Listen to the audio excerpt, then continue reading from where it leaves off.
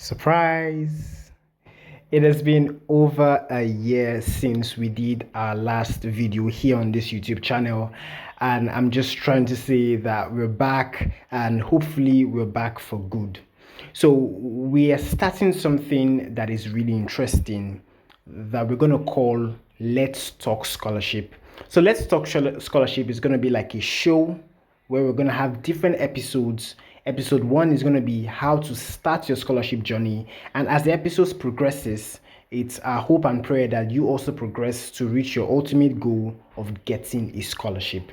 So if this idea sounds nice to you and you want to start the journey and end the journey with us, then please stick around and let's talk scholarship.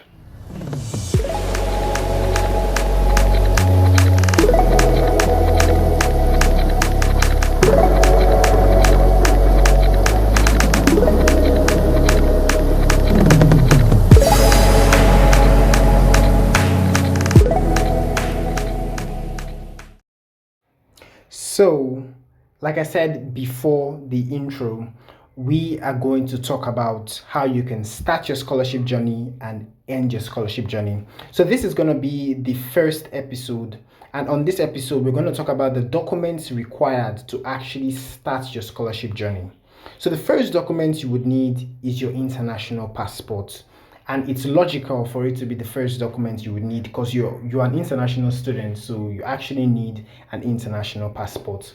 Then the second document that you would really need is your transcripts and diploma. Let's talk about the transcript. What's the transcript? A transcript is like a document that shows your records.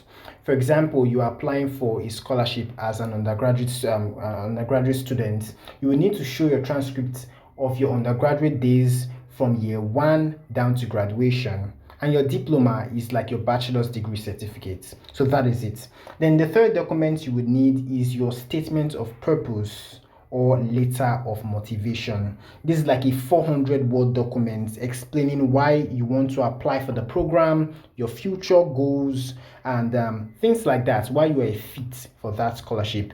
This is a very, very important document because your chances of getting a scholarship really rest on the quality of your motivation letter. Then another document you would really need is your letter of recommendation. This can come from a professor, an instructor, or just anyone who can really vouch for you, who can talk about your abilities, maybe a mentor. This is also a very important document because your chances of actually getting any scholarship in any part of the world is really crucial to your letter of recommendation. So if you are currently in school, why not get someone who can really write a good letter of recommendation for you? The next document we're going to talk about is your CV or your curriculum vitae. Now this one is slightly different from the CV you use to apply for a job. This CV is called an academic CV. It's a CV that talks about your research work back then in school. It talks about your projects. It talks about the experience you've done. And this experience should really align with the program you are applying for. Then we're going to talk about the next document, which is a standardized test score. For example, a GRE, ACT, IELTS. All these tests are not really optional, but writing them, passing them well will really increase your chance of badging any scholarship at all. So it's also crucial that you try and write this. Then a document you would also need to get is your portfolio.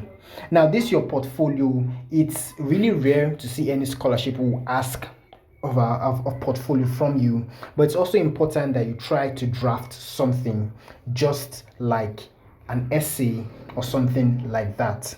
Then another very important document is your bank statement. Yes, for applying for a scholarship, you claim that you do not have enough money to be able to afford an education.